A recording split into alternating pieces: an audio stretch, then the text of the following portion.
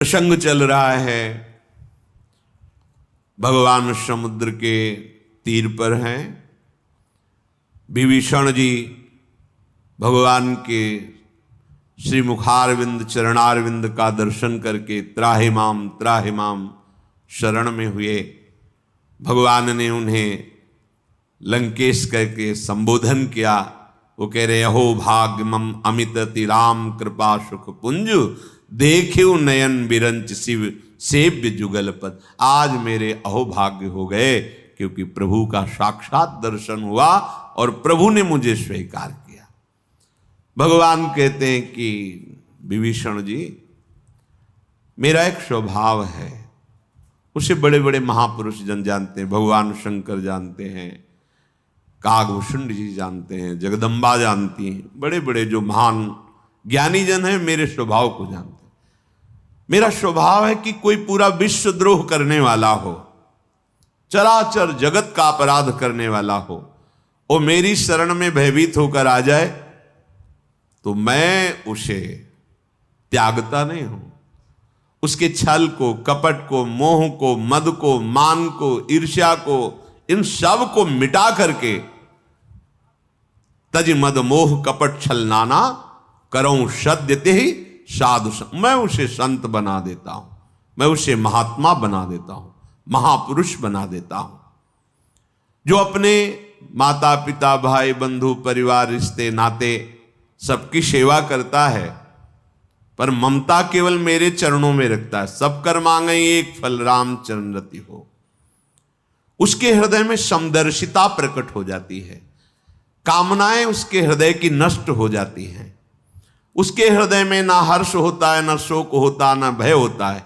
किसके हृदय में? जिसने सब जगह की ममता केवल मेरे चरणों में रख दी है। मैं ऐसे भक्त को ऐसे प्यार करता हूं जैसे लोभी आदमी अपनी संपत्ति से प्यार करता है, ऐसे मैं अपने हृदय से उस भक्त को प्यार करता हूं जिसने कहीं कोई ममता शक्ति नहीं की, केवल मेरे चरणों में ममता रखता है। और हे विभीषण, तुम जैसे संत मुझे बहुत प्रिय हैं, तुम्हारे जैसे संतों की ही कारण मैं ये अवतार ग्रहण करता हूं। सुनु लंकेश सकल गुण तोरे, ताते तुम अतिशय प्रिय मोरे। हे लंकाधिपति, विभीषण जी को दोबारा भगवान ने कहा, हे लंकाधिपति विभीषण, तुम में सारे भागवतिक गुण विराजमान है, इसलिए तुम मुझे बहुत प्रिय हो। भगवान के वचन सुनकर के हनुमान जी और सब जो यूथपति खड़े थे, जय हो करुणा निधान भगवान श्री राम की जय हो। प्रभु की वाणी विभीषण जी के कानों में मानो अमृत घुल रहा हो। प्रभु ने मुझे स्वीकार कर लिया। बार बार खड़े होते हैं, भगवान के रूप के दर्शन करके फिर चरणों में गिर जाते हैं। हृदय में प्रेम नहीं समा रहा, विकलता है। विभीषण जी ने कहा, प्रभु आपने दोबारा भी लंकाधिपति कहा, लंकेश कहा। आप अंतर्यामी हैं, चराचर के स्वामी हैं, सब कुछ जानते हैं। सुनहु देव सचराचर स्वामी, प्रणत पाल उर अंतर्यामी। उर कछु प्रथम वासना रही, प्रभु पद प्रीति सरित शोभहि। अब कृपालु निज भगति पावनी, देहु सदा शिव मन भावनी। एवं मस्तु कही प्रभु रणधीरा, मांगा तुरत सिंधु कर नीरा। प्रभु आप जो ये लंकेश कहते हैं, तो आप चराचर जगत के स्वामी अंतर्यामी हैं, थी वासना हृदय में, स्वीकार किया। उर कछु प्रथम वासना रहे। ये बहुत सावधानी का विषय है। हमारे प्रभु ऐसे स्वभाव वाले हैं।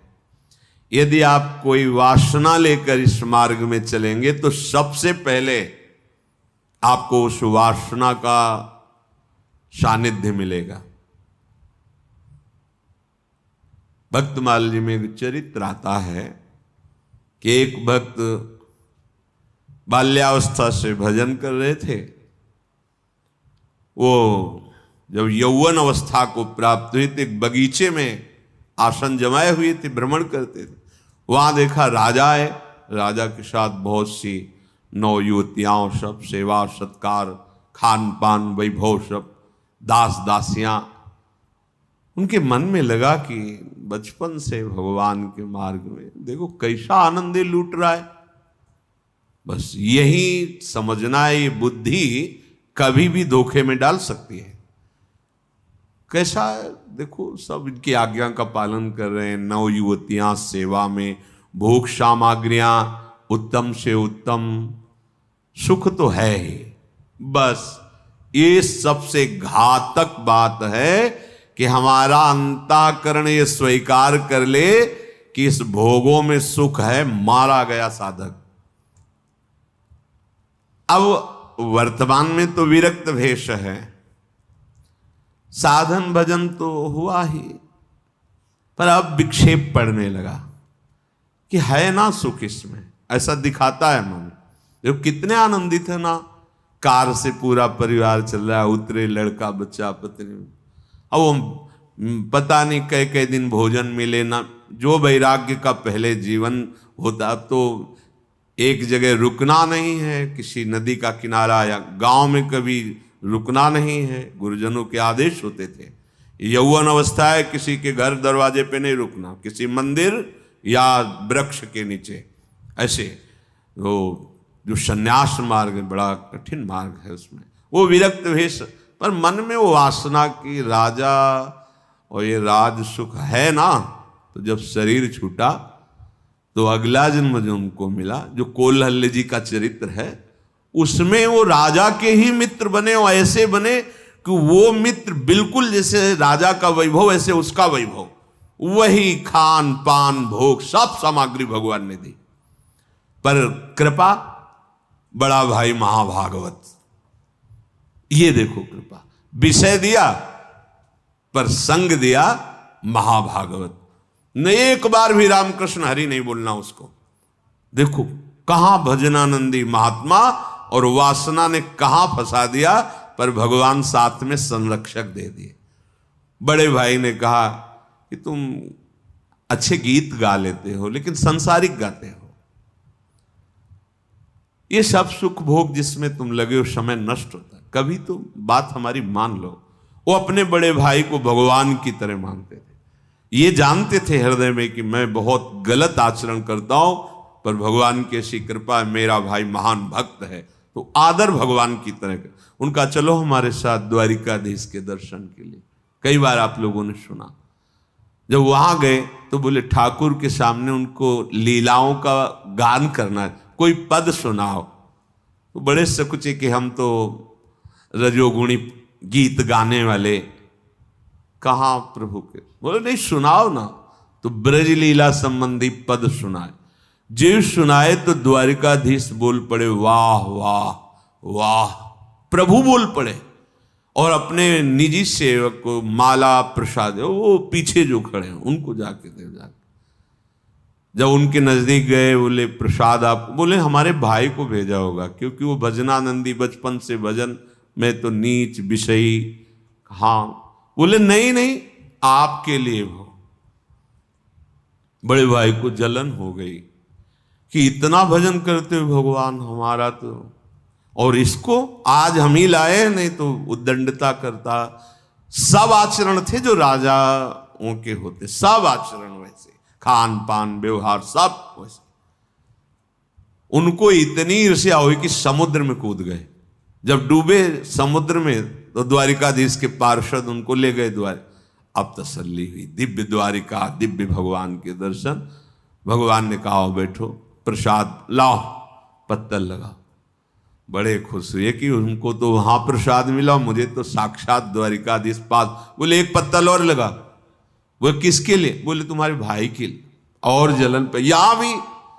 तब उन्होंने कहा समझो तुम आज भजन कर रहे हो, वो बहुत पूर्व का भजनानंदी, केवल एक वासना आ गई थी राजा के राज सुख को देखकर, इसलिए वो नहीं जानते उसका भजन कितना एकत्रित है और तुम्हें कितना प्यार करता है। जो मेरे भक्त से प्यार करता है वो मुझे भक्त से भी अधिक प्यारा होता है, और वो स्वयं एक भजनानंदी महात्मा है, केवल एक वासना के कारण ऐसा। समझो, कोई भी वासना लेकर इस मार्ग में चलोगे तो पहले वो वासना चाहे ज्ञान के द्वारा नष्ट हो, और यदि आप ज्यादा हट करोगे तो फिर भोगा के मायाधीश है, उनके पास कोई कमी थोड़ी है।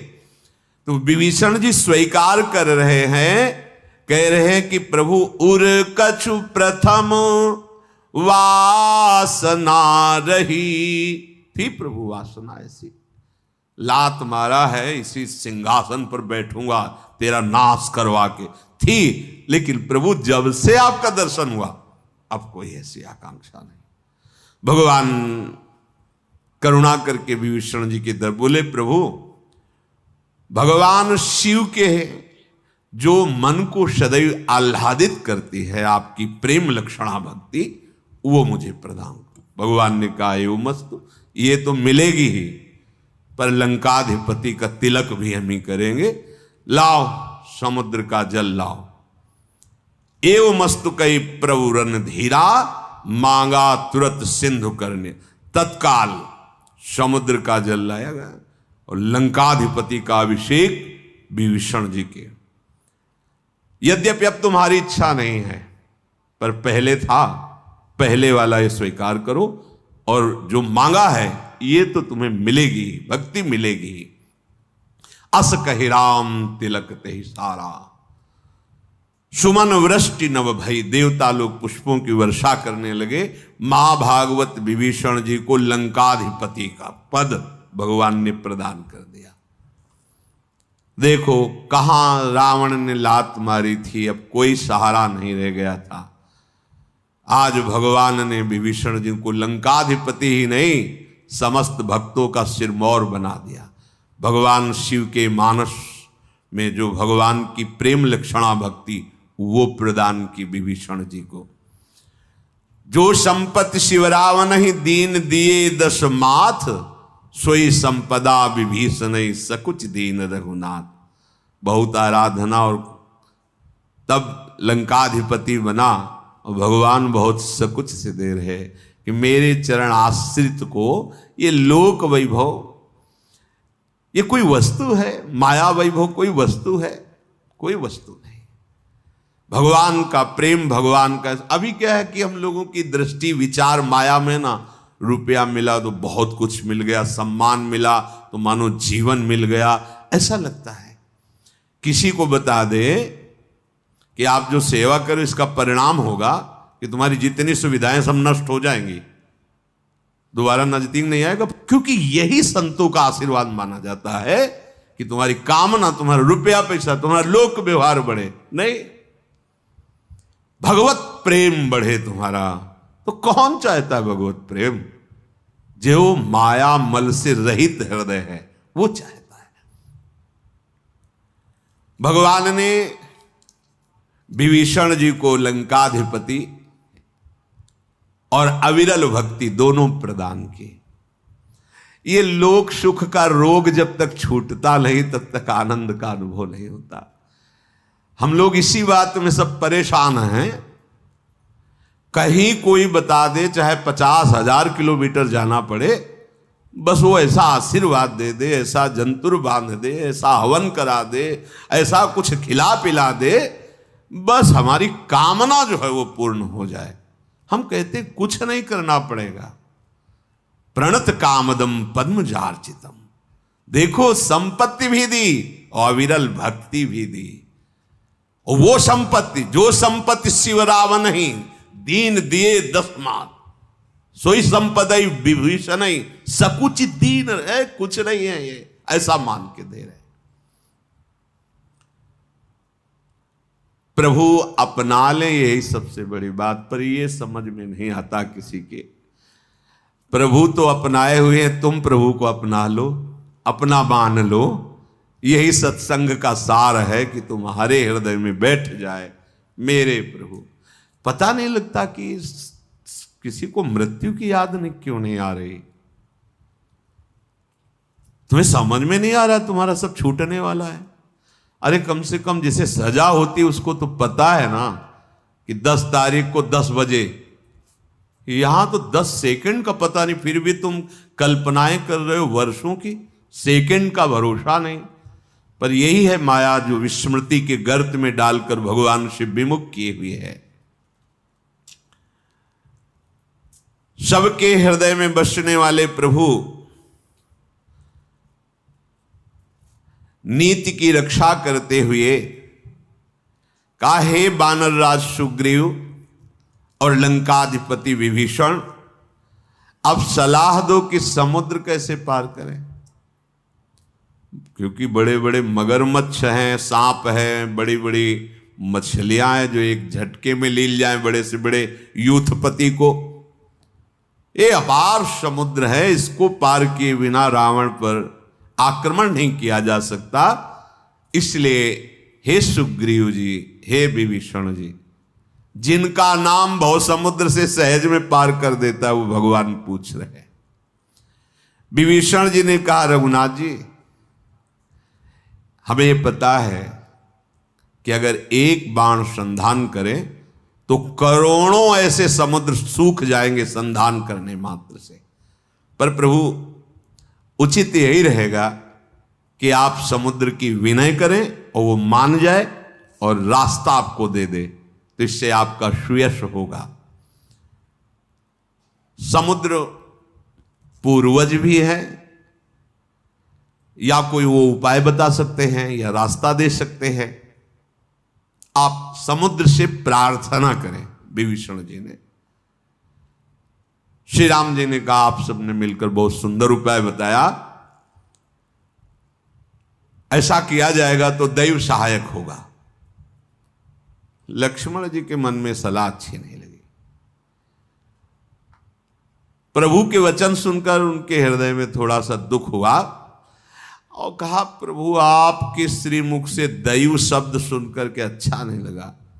विनय करेंगे, प्रसन्न होंगे, दैव फिर कोई मार्ग बनेगा। नाथ दैव कर कवन भरोसा, शोषी सिंधु करी कर रोषा। अभी मन में थोड़ा अग्नि बाण संधान करो। अभी क्या प्रभु कादर मन कहूं एक अधारा, दैव दैव आलसी पुकारा। प्रभु जो ये तो आलसी प्रवृत्ति हे दैव है, तुरंत अग्निबाण संधान करो, प्रार्थना की जरूरत नहीं। भगवान शेष हैं, को लगता है कि हमारे प्रभु आंख मूंद के बैठ के हाथ जोड़े समुद्र से प्रार्थना करें। भगवान हंसे और कहने लगे, ऐसा ही करेंगे, पर मन में धैर्य धारण करो। पहली बात तो जो विभीषण जी ने कही वो हम करेंगे। प्रणाम किया समुद्र को, किनारे पर कुशासन बिछाया और बैठ गए। जब विभीषण जी प्रभु के पास आ रहे थे तो रावण ने उनके पीछे अपने सीआईडी भेजे, गुप्तचर। क्या होता है, राम स्वीकार करते हैं या तिरस्कार कर देते, क्या होता है, गुप्त रूप से जाओ और देखो ऐसा रूप धारण करना कि उनमें मिल जाओ, कोई जान न पावे। तो उन्होंने बानर का रूप धारण किया था माया से और सब बानरों में मिल गए थे। जब देखा कि विभीषण जी को भगवान श्री राम लंकाधिपति कहा और इतना प्यार दिया, उनको रहा नहीं गया और जोर जोर से बोला। ऐसा स्वभाव तो मैंने कहीं नहीं देखा। कितना शरणागत पर प्यार, वाह! प्रभु श्री राम कितना अपने शरणागत पर दुलार करते हैं। अहोभाग्य मेरे जो मुझे इस भेजा गया और मैं ये देख पाया, जो वानर युद्धपति थे भेजा गया और मैं ये देख पाया, मतलब ये हमारी सेना के नहीं है। वानरों ने तत्काल उनको पकड़ा, कौन हो, असली रूप में आओ, क्योंकि तुम्हारी भाषा बता रही तुम हमारे परिकर के नहीं हो। प्रभु के स्वभाव की जय जयकार करना तो ठीक, पर मुझे भेजा गया और मुझे ये दर्शन मिला, ये सौभाग्य, कहां से आए हो, कौन हो। अब जल्दी थोड़ी कोई अपनी भेद बता देता है। तो वे अपना स्वभाव शुरू किया, पूंछ से बांध के थप्पड़ लात पिटाई। वो चीखने लगे, मारो मत, मैं रावण का गुप्तचर हूं। जब विभीषण जी वहां से चले थे तो मुझे भेजा गया था, तो मैं वानर रूप से ये सब देखकर रहा नहीं गया कि प्रभु का कैसा करुणामय स्वभाव। बांधा, उनको सुग्रीव जी के पास ले गए।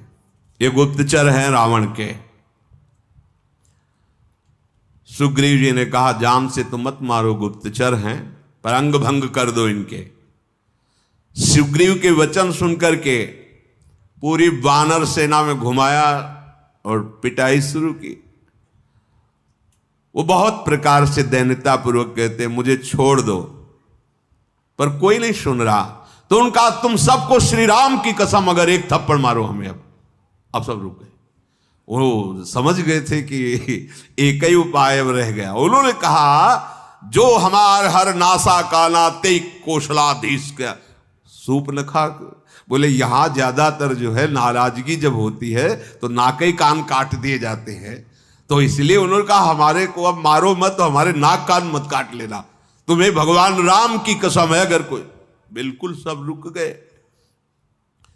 लक्ष्मण जी ने जब देखा कि इनको पता है कि राम नाम उच्चारण करने से, राम की कसम से हम बच जाएंगे, तो नजदीक गए और उनको बंधन मुक्त किया और बड़ा दुलार किया लक्ष्मण जी ने कि मेरे प्रभु का आश्रय और मेरे प्रभु का नाम तुमने उच्चारण करके बचने का भाव किया, छोड़ दो इनको।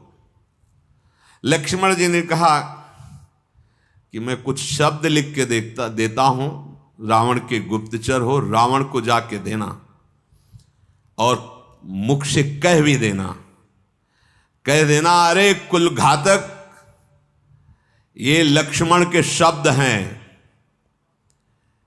कहे मुखागर मूर्शन मम संदेश उदार, सीता देई मिलो न त आवा काल तुम्हार।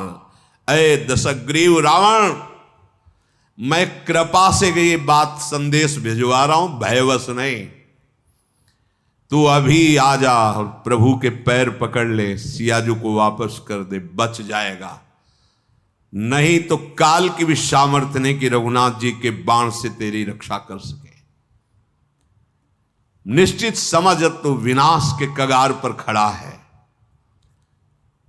दूतों ने लक्ष्मण जी के चरणों में साष्टांग प्रणाम किया और भगवान श्री राम की जय जयकार की। चल पड़े। रास्ते में वो भगवान के रूप और स्वभाव की चर्चा परस्पर कर रहे थे। लंका में आए, रावण के चरणों में प्रणाम किया। रावण ने हंसकर कहा, बहुत मुंह लटकाए हुए हो, क्या हुआ? हंसकर कहा, क्यों अपनी कुशल नहीं बता रहा? तो उसने बताया कि कुशल ना हमारी है और ना तुम्हारी है महाराज। विभीषण जी को जाते ही राम जी ने लंकाधिपति बना दिया है और कोई भी बानर एक ऐसा सेना में नहीं जो अकेले तुम्हें जीत ना सके। ये मैंने देखा है। वहां जाकर के पिसोगे, सब पिसोगे। जैसे गेहूं के साथ घुन पिसता है, ऐसे तुम्हारे साथ पूरी लंका नष्ट होगी। भालू वानरों की सेना का तो ऐसा हाल है कि काल मिल जाए तो उसको भी खा जाए, इतने रोष में है। ये तो कहो समुद्र बीच में आ गया इसलिए आप हंस रहे हो। अगर समुद्र बीच में ना आया होता तो अब तक जो हाल होता वो आप देख लेते। अरे रावण ने कहा, यही बात तो मैं भी कह रहा हूं कि अगर समुद्र बीच में ना होता तो राक्षस अब तक कलेवा कर लिए होते उन वीर बानर और भालुओं का। मनाओ के बीच में समुद्र है तो वो जिंदा है, और तुम जिन तपस्वियों की बात करते हो ना वो मेरे भय से भयभीत है। रावण को कभी भी ऐसा महसूस नहीं हुआ कि उसे भय लग रहा हो। भगवान का पार्षद है, केवल श्वांग कर रहा वैर का। क्या हुआ? मेरा महान प्रताप वहां प्रकट नहीं है रामादल में, सब भयभीत नहीं मेरे बल से। तू बता क्यों नहीं रहा है? दूत ने कहा, नाथ जैसे कृपा करके पूछ रहे हो वैसे क्रोध छोड़कर मेरी बात सुनना।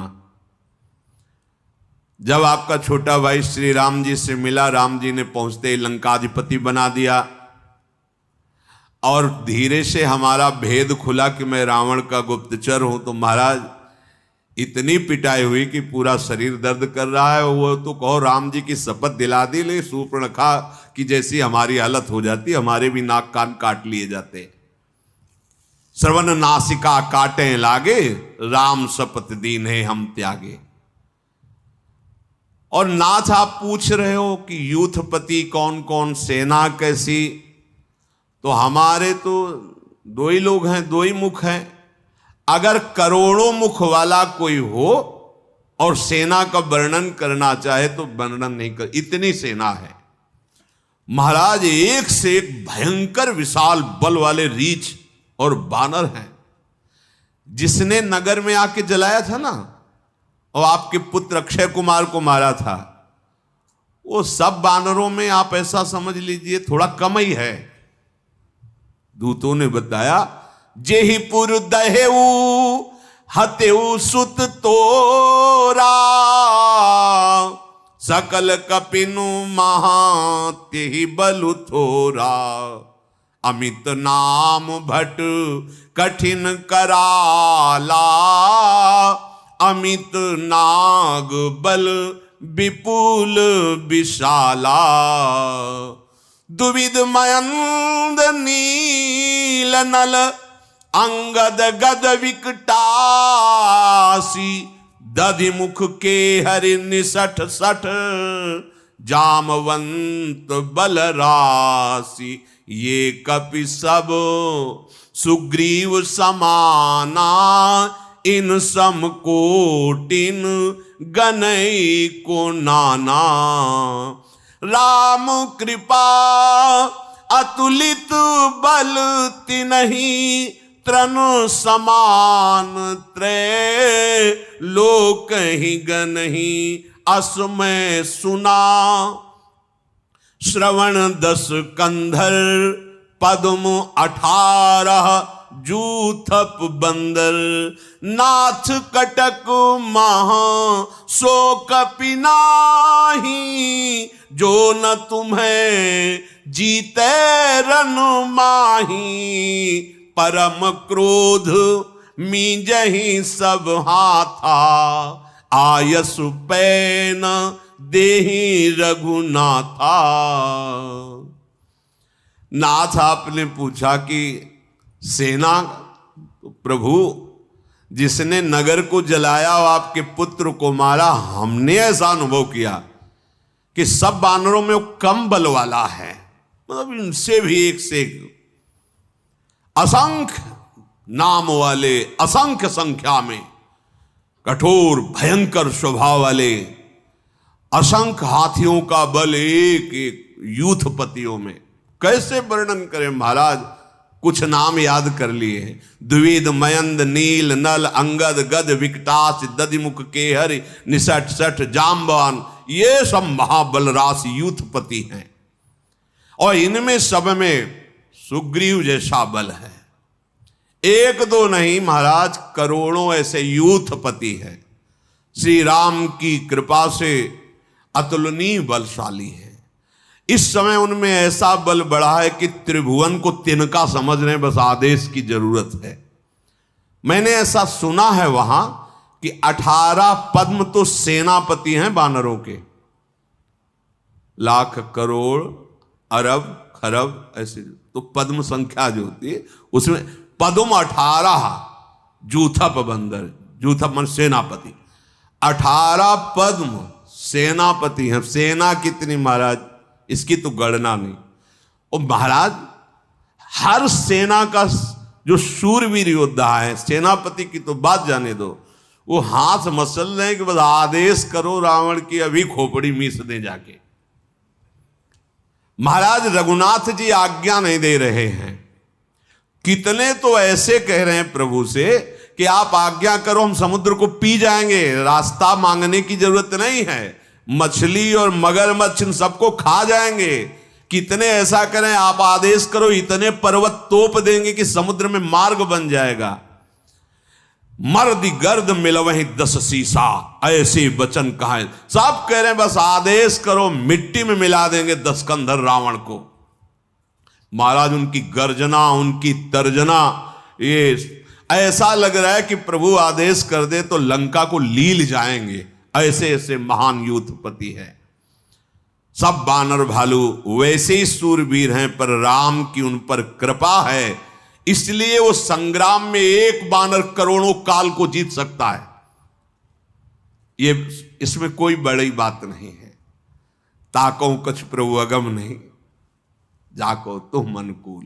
बहुत बड़ी बात ये समझ में आई कि जिसे प्रभु की कृपा प्राप्त हो गई, ताको कछ प्रभु अगम नहीं। बोले रूई बड़वा नल को जला देगी, बड़ा आश्चर्य, मतलब बड़ा आश्चर्य। तो भगवान की कृपा सर्वाश्चर्य। दूत कह रहे हैं रावण के, मानो जैसे राम के पक्ष से बोल रहे हो, महाराज एक बानर में इतनी सामर्थ्य करोड़ों काल को परास्त कर सकता है, क्योंकि उस पर राम कृपा है। यही भगवान की कृपा का जिसे परिचय हो जाता है, निहाल हो जाता है। और महाराज ये तो हमने सेना की बात की, अब प्रभु की बात। श्री राम ने कहा प्रभु, वो भूल गया कि हम किनकी बात किनके लिए कर रहे हैं। अपने राजा से प्रभु की बात, श्री राम जी की बात कि और अब ये तो उनकी सेना की बात है, मानो ये रामदूत बन के आया हो। अब प्रभु की बात, उनके तेज, उनके सामर्थ्य, उनके बल, उनकी बुद्धि की अधिकता 2000 जिभ्या वाले लाखों शेष एकत्रित होकर वर्णन करें तो भी नहीं कर सकते। महाराज एक बाण में समस्त समुद्र को सोखने की सामर्थ्य वाले हैं। पर उन्होंने आपके भाई से उपाय पूछा तो उन्होंने बताया कि विनय करो, तो इस समय वो विनय कर रहे हैं समुद्र की। आपके भाई की सलाह से वो समुद्र से राह मांग रहे हैं। रावण खूब ताली बजा के हंसा, अच्छा सलाहकार डरपोक विभीषण, और जिनकी तुम बात कर रहे हो वो तपस्वी हाथ जोड़ के समुद्र से रास्ता मांग रहे हैं। हाँ, बहुत सूरवीर हैं। इतनी बातें सुनो, उसे और कुछ याद नहीं रहा। बड़ा विचित्र स्वभाव इसका भी। डरपोक विभीषण के वचनों का प्रमाण मानने वाले तपस्वियों की तू बात करता है। अरे मूर्ख, झूठी बड़ाई मत कर, मैंने तेरी बात से ही शत्रु की थाह पा ली है। समुद्र से हाथ जोड़ के रास्ता मांग, कहीं जड़ समुद्र से रास्ता मांगा जाता है। अरे जिसका सलाहकार भाई विभीषण डरपोक, निष्कासित लंका से, उसको विजय मिलेगी, विभूति मिलेगी, और खूब ठहाका मार के रावण हंसा। रावण के वचन सुनकर जैसे रामदूत को क्रोध आ जाए, ऐसे रावण के दूत को क्रोध आ गया और कहा महाराज ये थोड़ी पत्रिका दी है, छोटे भैया ने पढ़ लीजिए। अब जो ही लखनलाल की दी हुई पत्रिका बाची, बाएं हाथ से ली रावण। दुश्मन की चिट्ठी बाएं हाथ से ली जाती है और मित्र की दाएं हाथ से। बाएं हाथ से पत्रिका में लिखा था, है मूर्ख रावण, बातों से मन को रिझा करके अपने कुल का सर्वनाश मत कर। राम जी से विरोध करने पर तुझे ब्रह्मा विष्णु महेश भी मिलकर नहीं बचा सकते। बातन मन ही रिझाई सठ, जन घाल सिकुल खीस, राम विरोध न उबरसी, शरण विष्णु अजईस, की तजिमान अनुज इव प्रभु पद पंकज भृंग, हो ही कि राम सरानल, खलकुल सहित पतंग। पत्री में लिखा था, अरे मूर्ख रावण, केवल बातों से मन को रिझा मत, अपने कुल का सर्वनाश मत कर। राम जी से विरोध करने पर तुझे ब्रह्मा विष्णु महेश भी नहीं बचा सकते। एक उपाय रह गया है, अभिमान छोड़ और अपने भाई विभीषण की तरह मेरे प्रभु श्री राम की शरण में आ जा। अरे दुष्ट, नहीं तो राम जी के बाण रूपी अग्नि में समस्त निशाचर पतिंगे की तरह भस्म हो जाएंगे। पसीना आ गया रावण के। अभी हंस रहा था, जब पत्रिका पढ़ी लखनलाल की, पसीना आ गया। परंतु सभा के सामने भय प्रस्तुत हो जाए, हंसते हुए बनावटी हंसी करते हुए कहा, ये छोटा तपस्वी समझता है हाथ से आकाश को पकड़ लेंगे, मतलब मैं आकाश की तरह विशाल हूं। ये छोटा तपस्वी लक्ष्मण केवल वाग विलास की डींग हाँकता है। ऐ दूत, तू जिनकी बात कर रहा है मेरे सामने कुछ नहीं है। दूत ने कहा, नाथ अब मैं अपनी तरफ से कुछ कह रहा हूं। मेरी प्रार्थना मान लो, आप हमारे स्वामी हो, ये अभिमान का स्वभाव छोड़ दो। आप ये जितनी बातें लक्ष्मण जी ने लिखी हो, जितनी बातें मैंने कही, मैं सत्य को साक्षी करके कहता हूं ऐसा ही होगा। यदि आप नहीं माने, क्रोध छोड़िए, मेरे वचन मान लीजिए और श्री राम जी की शरण चले जाइए, वैर त्याग दीजिए। रावण दूत बोल रहा है रावण को, यद्यपि आपने बड़ा अपराध किया है, पर मैंने देखा है प्रभु का स्वभाव बहुत कोमल स्वभाव के है, समस्त लोगों के स्वामी हैं। जो ही आप शरण में जाओगे वो आपको हृदय से लगा लेंगे उठा के, सारे अपराध माफ कर देंगे। जानकी जी रघुनाथ जी को समर्पित कर दीजिए। प्रभु, मैं आपका निजी सेवक हूं, इसलिए मेरी बात मान लीजिए। जो ही कहा कि विभीषण जी ने भी यही कहा था कि मैं छोटा भाई हूं, मेरा दुलार रख लीजिए। जानकी जो ये बात उसको पसंद, जे भी कहा जानकी जी को वापस कर दीजिए, मैं आपका निजी अंग सेवक हूं। भरी सभा में उसने चरण प्रहार की, तत्काल लात मार के गिरा। जानकी के वापस की बात, मानो मेरे परम कल्याण की बात तू बिगाड़ रहा है। नहीं,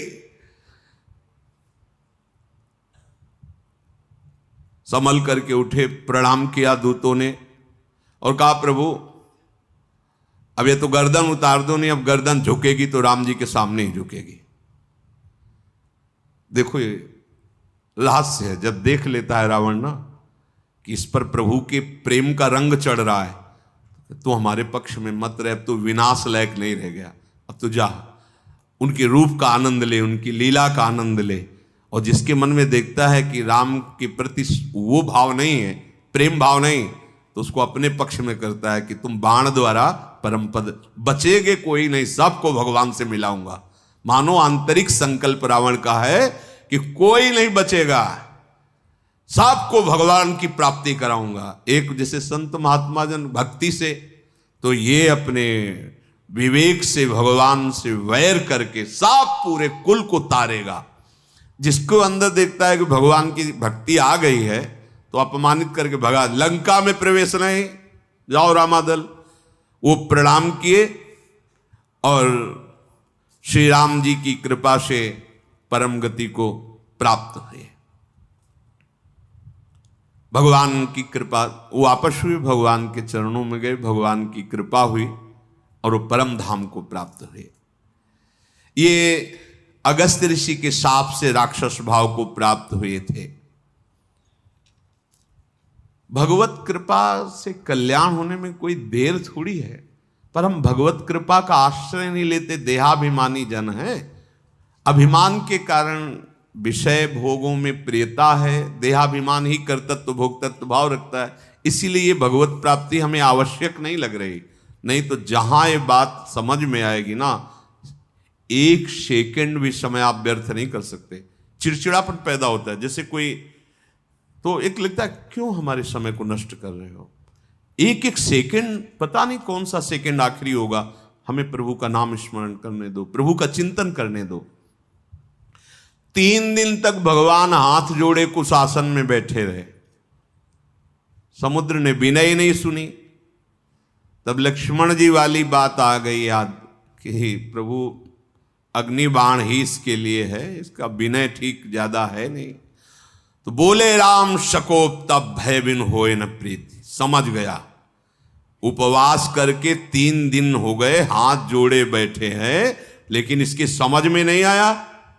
लाओ लक्ष्मण बाण सरासन आनु, शोषों बारिधि बिशिख कृशानु।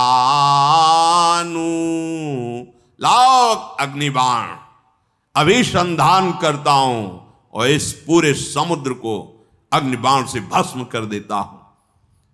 ये मूर्ख विनय नहीं मान रहा, ये कुटिल स्वभाव वाला है,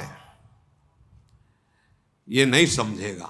अग्निबाण लाओ, क्योंकि नीति कहती सठ सन विनय, कुटिल सन प्रीति, सहज कृपन सन सुंदर नीति, ममता रत सन ज्ञान कहानी, अति लोभी सन विरति बखानी, क्रोधी सम कामी हरि कथा, ऊसर बीज बये फल जथा।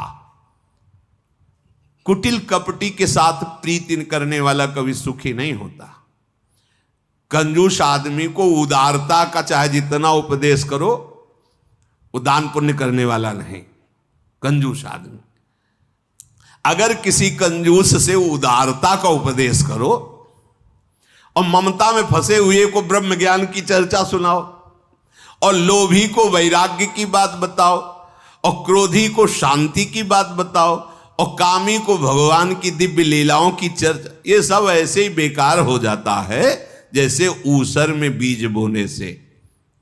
अस कही रघुपति चाप चढ़ावा।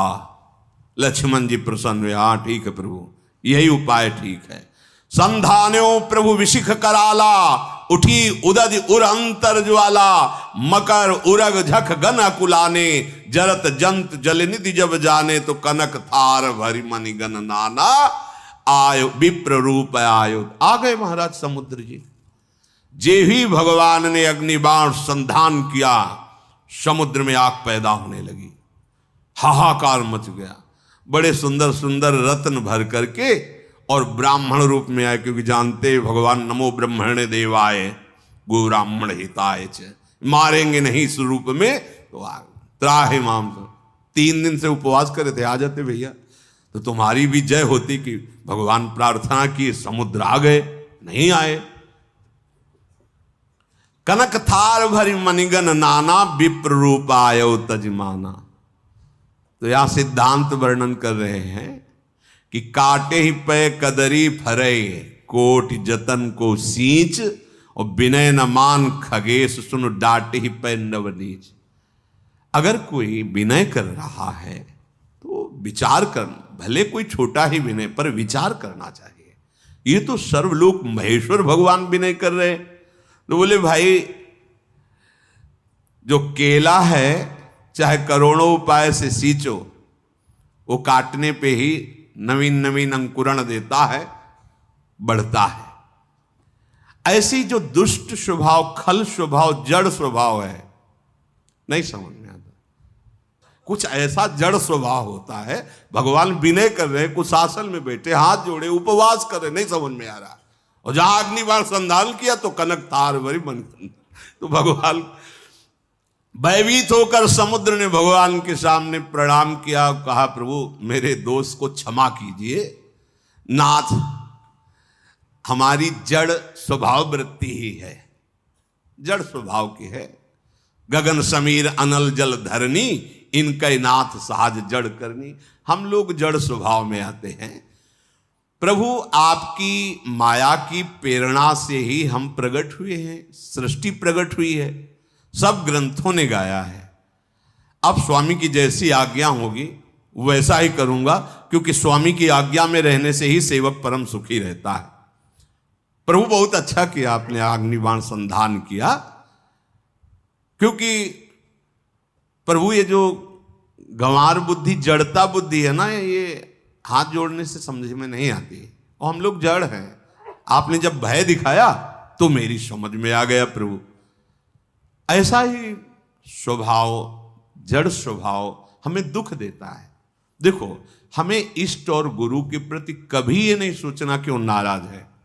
विश्वास करो, कछुआ जैसे अपने अंडों को बाहर रखकर जल में रहकर उसका चिंतन करता है और चिंतन से अपने अंडों को पुष्ट करता है, ऐसे भगवत चरणारविंद के आसक्ति चित्त महात्मा जो निरपेक्ष है, भले तुमसे बात न करे, भले तुम्हारी तरफ न देखे, पर अंतर्दृष्टि से तुम्हें देखते हैं, तुम्हें पोषित करते हैं। नहीं तुम परमार्थ में चल कैसे रहे हो? गुरु तत्व है, वो तुम्हारे हृदय में भी बैठा हुआ है, अनंत दुलार लिए हुए हैं। आप बोलो, ईमानदारी से हृदय में देखो, कौन सी साधना की जहां आज जिस स्थिति में हो, इस स्थिति लायक हो क्या? अपने लोग सोचो। जिस कृपा ने मुझे यहां तक पहुंचाया है, मुझे ये कभी नहीं सोचना। हाँ, अगर आपसे कोई गलती अंदर होगी तो आपको ऐसा चुभेगा, ऐसा लगेगा कि हमसे नाराज हैं, प्रभु नाराज हैं, प्रियाजू नाराज है।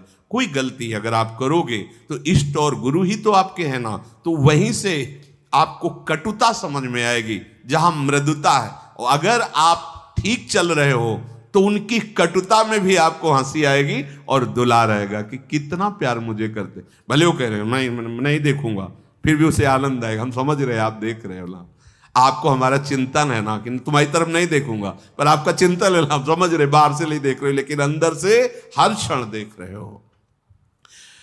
प्रभु, वैसे आपका प्रताप तो ऐसा है, आप चाहे तो मैं अभी सूख जाऊं। समुद्र ने कहा, सेना पार उतर जाएगी, पर नाथ मेरी मर्यादा नहीं रहेगी, और मेरी मर्यादा आपकी ही बनाई हुई है। प्रभु, आपकी आज्ञा अपेल है, अर्थात कोई आपकी आज्ञा का उल्लंघन नहीं कर सकता। वेद शास्त्र पुराण संत महात्मा ऋषि, ऐसा आप जो आज्ञा करें। समुद्र के अत्यंत विनीत वचन सुनकर भगवान श्री राम मुस्कुरा कर कहा, तात आप ही बता दो कि ये वानर सेना कैसे उस पार पहुंचे। समुद्र ने कहा, नाथ आपकी सेना में 2 यूथपति हैं, नील और नल। इन्होंने लड़कपन में ऋषि से आशीर्वाद प्राप्त किया था, ये भारी से भारी पहाड़ का स्पर्श कर ले और समुद्र में डाल दिया जाएगा तो डूबेगा नहीं वो। तो प्रभु, आपके प्रताप से, इनके स्पर्श से बड़े बड़े पर्वत तैरने लगेंगे। प्रभु, मुझे लगता है अगर ऐसा उपाय किया जाए कि पुल बंध जाए तो आपका यश होगा, मेरी मर्यादा बनी रहेगी। नाथ, आप तीनों लोकों में परम मंगल करने के लिए मेरे पर पुल बांध दीजिए। नल नील जिस पर्वत का स्पर्श करेंगे वो तैरेगा, वस्तुतः उसमें तो प्रताप आपका ही होगा। भगवान ने कहा, ये तो बात हो गई, अब ये जो अग्निबाण संधान किया है, मेरा अमोघ बाण एक बार अगर चढ़ गया तो बिना लक्ष्य भेद किए वापस, लक्ष्य थे तुम तो आ गए शरणागत, तो मेरा प्रण है शरणागत की रक्षा करना। अब ये बाण कहां? तो बोले, उत्तर तट पर बहुत से पापाचरण करने वाले दुष्ट मनुष्य रहते हैं। हे प्रभु, ये सदैव धर्म विहीन आचरण, पापाचरण करना, लोगों को बड़ी पीड़ा पहुंचाना, तो नाथ अगर आप उचित समझो तो अग्निबाण का उधर संधान कर दो। श्री राम जी का भारी बल और पौरुष देखकर समुद्र बड़ा सुखी हुआ। उन दुष्टों का भगवान ने अग्निबाण से परम उद्धार किया। समुद्र ने पुनः साष्टांग प्रणाम किया, चला गया। रघुनाथ जी ने समुद्र की सलाह मानी। भगवान एक निमेष में ब्रह्मांड रच देते हैं, उनके लिए समुद्र में पुल बांधना कोई आश्चर्य की बात नहीं है। मंत्रियों को बुलाया और कहा, भाई विलंब न कीजिए, पुल की तैयारी कीजिए। अगाध अथाह 400 कोष, 100 योजन 400 कोष का समुद्र। जाम्बवान ने कहा हाथ जोड़कर, हे सूर्य कुल की ध्वजा स्वरूप श्री राम जी, ये सेतु तो बाहरी होगा, पर जिससे भव समुद्र पार किया जाता है वो सेतु तो आपका नाम है। आहा, सुनो भानुकुल केतु, जामवंत कर जोरी कहे, नाथ नाम तव सेतु, नर चढ़ी भव सागर तरे। बाहरी समुद्र के लिए तो ये विधान हो गया, पर प्रभु भव समुद्र में कोई पुल नहीं है, इसमें पार करने का एक ही उपाय भगवन नाम। देखो बात आई, सार बात भगवन नाम। जितना नाम जप करोगे उतने ही दुख से ऊपर उठते जाओगे। मान लो, विश्वास मान लो, एक ऐसी आनंद दशा होती है हृदय की। देखो एक बार हमको किसी ने बताया था कि एक कोई गैस होती है, वो अगर खुल जाए तो लोग हंसते ही रहते हैं। ओ है, हाँ, जो हम तो कह नहीं पाए कि फ्लैपिंग क्या ऐसे गैस है, लाफिंग, हमने समझा फ्लैपिंग वो हंसी वाली।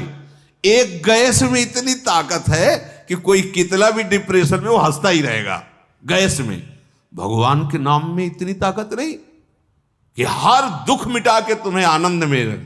सोचो, प्रकृति की एक गैस है, प्रकृति की एक औषधि है जो बेहोश करके अंग काट दे तो भी पता ना चले।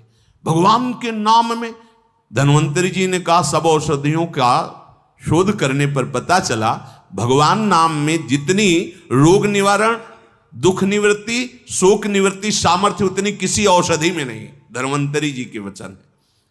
जामवंत जी कह रहे हैं ये तो बाहरी समुद्र पर पुल आपके प्रताप से बनी जाएगा, पर भव समुद्र से पार होने का एकमात्र उपाय है भगवन नाम। अपनी जिह्वा से निरंतर हम जैसे भी हैं अपने प्रभु के हैं। ये भाव बहुत मंगलमय है। हमारे प्रभु को ऐसा हो तभी स्वीकार होगा, ऐसा नहीं है। कैसा भी हो, कोई भी हो, बस शरण में हो जाए और नाम जप करने लगे। खुद आप देख लेना, हमारी प्रार्थना मान लीजिए, कई बार प्रार्थना करते हैं पर थोड़ा रंग चढ़ता है, फिर वो हवा चलती है, ऐसी फिसल जाते हैं। जैसे हम एक बार प्रार्थना की कि 24 घंटे होते हैं, आप एक घड़ी 24 मिनट हमें प्रभु को दे, तो उसमें तर्क होने कि बस में चलते हुए कर ले, कार्य करते। यार तुम 24 घंटे में 24 मिनट एकांत में प्रभु को नहीं दे सकते? अरे चलते फिरते वो ओवर टाइम वाला नाम लेंगे ना, और जमा होगा हमारे पास। 24, एक घड़ी, आधी घड़ी, आधी में पुण्य आधी। अगर हम एकाग्रता पूर्वक जपे तो कैसा रहेगा? 24 घंटे में 24 मिनट मेरे प्रभु के लिए, यद्यपि जीवन प्रभु के लिए, पर जैसे निराश होके, तो निराश होके हम कहते हैं, वैसे तो पूरा जीवन प्रभु के लिए, पर वैसा नहीं कर सकते हो तो समय समर्पित कर दो। पर 24 मिनट तो ऐसी प्रार्थना है। ऐसा कौन सा कार्य तुम्हारा है जो तुम इतने बिजी हो कि 24 मिनट नहीं निकाल सकते प्रभु के लिए? आप देख लो अपने जीवन के समय को कैसे व्यर्थ करते हो, और 24 मिनट के लिए हमसे तर्क करते हो कि वो गाड़ी में चलते हुए जप सकते हैं, वो कार्य कर। इसके लिए तो है ही उपदेश, चलते फिरते, उठते बैठते, खाते पीते हर समय नाम जप करो, वो तो अहो भाग्य है। लेकिन इस 24 मिनट को तुम कार्य प्रणाली नहीं भाई। जब तुम्हारे लिए कह दिया कि 24 घंटे में सो मेहनत करो, जो भी कार्य, 24 मिनट निकाल के प्रभु के लिए, माला से, बिना माला से, जो नाम प्रिय लगे, राधा राधा राधा। अरे देखो कितना एकांत में तुम्हें आनंद। बोले मन नहीं लगता, मन भागता, भागने दो, तुम बैठ जाओ, तुम बैठ जाओ, वो लग जाएगा एक दिन। तुम नाम पकड़ो। अच्छा ये नाम है, इसमें तो उपांश और मानसिक का भेद नहीं। आप ऐसे को राधा राधा राधा राधा राधा राधा राधा राधा राधा राधा 24 मिनट आप करके देखो, आंख मूंद लो, राधा राधा राधा राधा राधा राधा राधा राधा राधा राधा राधा। अब इसमें मन लगने की बात है, इसमें तुम्हें कोई प्राणवायु का संशोधन करना है। अधिक से अधिक राधा राधा राधा राधा, कृष्ण कृष्ण, जो नाम प्रिय हो। आप देख लेना, आप खुद देख लेना, आपको पता नहीं होता। जैसे दो लकड़ियों के घर्षण से अग्नि पैदा हो जाती है, ऐसे जिह्वाग्र और नाम की रगड़न से अमोघ अध्यात्म शक्ति पैदा होती। विश्वास करो, अमोघ शक्ति पैदा। तुम्हारा ज्ञान, तुम्हारा हृदय का अध्यात्म बल जहां जागृत हो गया, कोई भय नहीं, कोई शोक नहीं, है ही नहीं। दूर से रस्सी का सांप मान के भयभीत हो रहे थे, जब तुम्हें दिखाई देगा केवल गोविंद ही गोविंद है, भय नाम की चीज नहीं रह जाएगी। खूब नाम जप करो, जीवन का सार